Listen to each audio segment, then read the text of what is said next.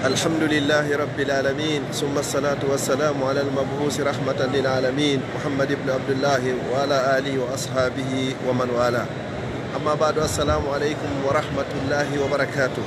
أراي مسيب جلبة تدر بالإسلام كلا كواد الله ندار من مسيب مونو عبد الله جل بريكسل في مكة المكرمة في بيت الله الحرام كسود كعبة. haray ko woni waɗinde lan kum vidéo mum daɓɓundo inchallahu haray ko welo weltanagol on fo moɗon onon homɓe haray onon ɓe darinoɓe datti fi dankagol aliyatimaɓe ɓen haray kindiya haray e ley konngol mi ala wolde yimɓe boyi inɗe yimɓe boyi fiwata mi falju e ley konngol direction on fof maɓɓe wa ala ra'asihim oustage Mouhammad Rachid Diallo e oustage Abdallah Diallo Alman ha hewta luttuɓe ɓen fof e cheikh Ali haray Boston haray e cheikh Ibrahima Ba hafizahullah haray ɓe ka liggi islamique haray wo ko teddungal moɗon onon on fof moɗon haray udditugol darul yatima on haray Kindiya centre orphelinat on Kindiya ɗum waɗa le 19 mois de novembre 2023 haray Kindiya ɗum hawrata e dimasire joni noon haray welo ko welta ko min noddi on on notike fi golle e golle Allah subhanahu wa ta'ala o tawi o occasion ɗo ko molanoɗo ɓe yamirila yomi waɗan on du'a ka suudu Allah ka ɓura e jortede ka ɓuri e mawde ka du'a jaboto ɗum ka suudu Kaaba nini meɗen salmini alansara on kadi ñalande juma fi makkatal mukarrama ɗon andi alansara juma kaka du'a jaboto makka kaka du'a jaboto ñalande juma kaka du'a jaboto min tawi ka weltanagol ɗo welo ko min noddi on noti ɗon kon haray ɓe min waɗana on ɗon du'a min andita on min anditana on kadi torki Allah yo Allah on anditan on ɓuri ko min anditani on haray si tawi ɗum ɗon feƴƴi kadi haray inchallah musidɓe julɓe tedduɓe haray fewɗo ko luttirɗen e golle juulirde nden haray nde fuɗɗama pentede addunoɓe mbuuɗi addirɓe an addire e juuɗe cheikh Ali Boston e addirnoɓe juuɗe Abdallah kala ka andirɗon artirama oustaz Abdallah Alman haray fof wawi hewtude golle ɗen hiɗe waɗede gaynama pentede ko juulirde nde wino ɗen kadi haray yen pentu ɗum noon kadi haray hino pentede inchallah joni haray golle hoy to sokoy ko hatta jinɗen ton fi waɗugol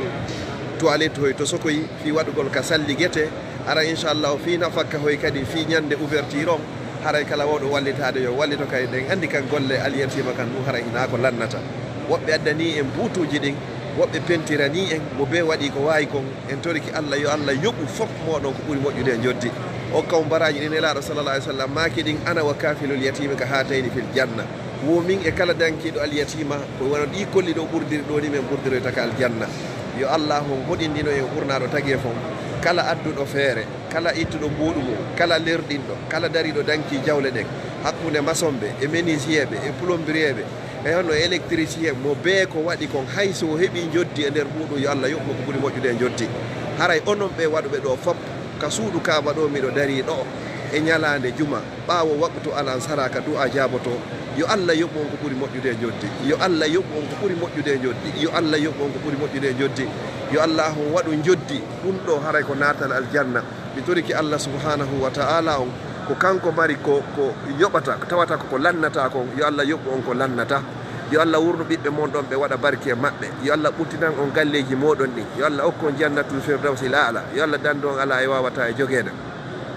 mi toriki Allahu subhanahu wa ta'ala ko kanko woni okko moƴƴere yo Allah on okko moƴƴere ko kanko woni dandowo bone yo Allah on dando bone kala mbuɗu ko waɗɗo nga yo Allah on lontinan on saabu teddugol on nokku kami woni ɗo ka suudu Kaaba ɗo ya rabbal alamin on dankiki alyatima yo Allah dandu ɓiɓɓe mon ɓe wonde alyatima on teddini konngol karamakoɓe yo Allah okku on teddugal fi duniya wal akhira jawle mon ɗo nde yo Allah lontinan on yo Allah wurno on kon julɓe yo Allah ƴettito on kon gomɗinɓe toriki Allah o aljanna wiyeteɗo firdawsil ala yo Allah waɗu oɗo werde moɗon onon kala ittunoɗo ɗo mbuuɗi kun janɗi kun fanɗi yo Allah dandu ɓiɓɓe mon ɓe wonde alyatima si ɓiɓɓe mon ɓen no feewi yo Allah on tabintinɓe si ɓe ɓoyli yo Allah on fewnuɓe si ɗon mari ɓiɓɓe yo Allah on ɗuɗɗi waɗa barki e maɓɓe si on jogaki kadi yo Allah on okkoro ɓiɓɓe ɗuuɗuɓe waɗaɓe barki ɓuttinana on galleji moɗon ɗin duhiɓe e suddiɓe paykun e mawɗo ya rabbal alamina onon ɓe karamakoɓe on fof moɗon cheikh Rajli cheikh Ibrahima cheikh Abdallah cheikh Ali cheikh Mu'min docteur on fof moɗon hina o ma oɗo mo be ko addi feere wakkili ha ɗum ɗo wawi hewtude ɗo saabu teddugol o nokku ɗo yo Allah ittan on andeji moɗon ɗin huntana on haajuji moɗon ɗin ko faala ɗon kon okkora en gandal e famille mijoji moƴƴi hokka en battane moƴƴo waɗa konngol ngol sakkitoto ɗe wolde ngol e hoore o aduna ɗo hara ko la ilaha illallah muhammadun rasulullahi sallallahu alayhi wa sallam. yo Allah yaafo en bakkatumeje fof janɗi fanɗi suuɗi feeñi ko annduɗen fimu e ko anda fimu ya rabbal alamin. ara inchallahu ko wonno ko ɓaawo caméra mum moɗon ɗo ko page meɗen Facebook lawol kisal ɗo ko musidɗo moɗon Abdallah Diallo Bruxelles depuis Makkatal Mukarrama ko welo weltanagol on waɗana on du'a. hara mi profita ɗon kadi en occasion kala nodduɓe men e nulorɓe men hino tori du'a.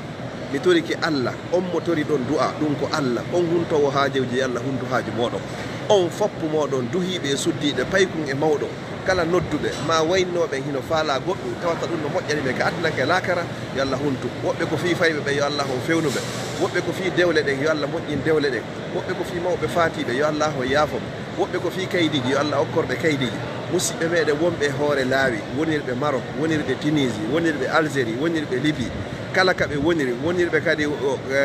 yaarugol Amérique to kala kaɓe woniri fi naato e gongol ko Allah woni lumbinowo yo Allah hon lumbin on sifano lumbindirno noon annabi Moussa e bani Israila ya rabbal alamin. o danda o nanguede o danda o yiltede o moƴƴinana on kadi son naato e adda kaydiji wonduɗi nafa e barki ya rabbal alamin. jogiiɓe kaydiji ɗi yo Allah waɗɗi rewirɗi Allah kala wuuruɓe e Europe e Amérique ko arsikeji meɗen yewɗen ɗaɓɓu yo Allah okkoren ko laaɓi ko ɗuuɗi ko dagi ko waɗa barki yo hewtintino en ka meɗen wondude e kuntal haaji ya rabbal alamin. kala mo mawɗo mum faati yo Allah o yaafomo. kala mo mawɗo mo wuuri yo Allah on ɓoyniduɓe. kala tawayɗe no jogii jam e ɓuttu e deeƴere ka ɓeygure mum yo Allah on tabintin. kala jogiiɗo toon ande e sohla yo Allah on ittanmo ya rabbal alamin. sabu teddugol o nokku ɗo Makkatal Mukarrama e nde ñalade juma ɗo ɓaawo julde alansara ya rabbal alamin ya rabbal alamin. اللهم إنا نسألك بأسمائك الحسنى وصفاتك الأولى أن تتقبل منا جميع أعمالنا إنك على كل شيء قدير. وصلى الله وسلم وبارك على نبينا محمد وعلى آله وصحبه وسلم تسليما كثيرا. والسلام عليكم ورحمة الله وبركاته. hara ko wonno ɗo e nder ndu suudu no teddudu yimɓe no jooɗi jangayɓe Qur'an no jangude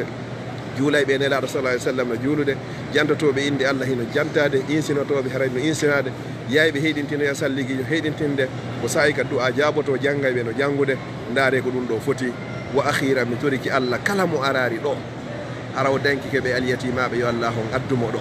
mi toriki Allah yo Allah waɗu joddi ko danki alyatimaɓe ko itti mbuɗu kon ɗo hara ko argol hajja ka suudu Allah ha hormorteɗu ɗo siko arɗo kadi yo Allah newnammono artira lawol ɗiɗaɓol ha tammol ha nayabol jaɓanamo kadi ɓayde laɗo sallallahu alaihi wasallam maki alhajjul mabrur hajju jabaɗo laysa lahu jazaun illa aljanna. daare ko foti million ji yimɓe waɓutu goto pette mo heɓuɗa ɗo hara ko waɓutu goto pette heɓuɗa ɗo no fota o waɓutuji guluje temedere waɓutuji guluje temedere 100 000 ɗum a wuuray ɗum duuɓi 53 hara hiɗa juulude goɗɗo heɓa ɗo waɓutu goto pette si wawon noon fotugol baraji ɗin ka Allah haray argol ɗo ko nema argol ɗo ko ɓural yo Allah okkim ɓural ngal o jaɓana en kadi o yaafo e bakkatuji meɗen mawɓe meɗen newɓe l'islam yo Allah yaafo mawɓe men yaafo mawɓe Fouta Dialo koɓe wopuno ko fof yo Allah yaaforɓe saabu yurmede kala koɓe hawrodirno e sawaba yo Allahu yoɓirɓe ɗum ɗon naata jannatul firdawsil ala. yo Allah taw ɓalli meɗen e ɓalli mawɓe meɗen gorol e deyol hara ko harmi e naatugol yiide jahannama wata Allah waɗu geɓal yiide jahannama e ɓalli meɗen ya rabbal alamin ya rabbal alamin innahu waliyu zalika wal qadiru alayh. wassalamu aleykum wa rahmatullahi wa barakatuh.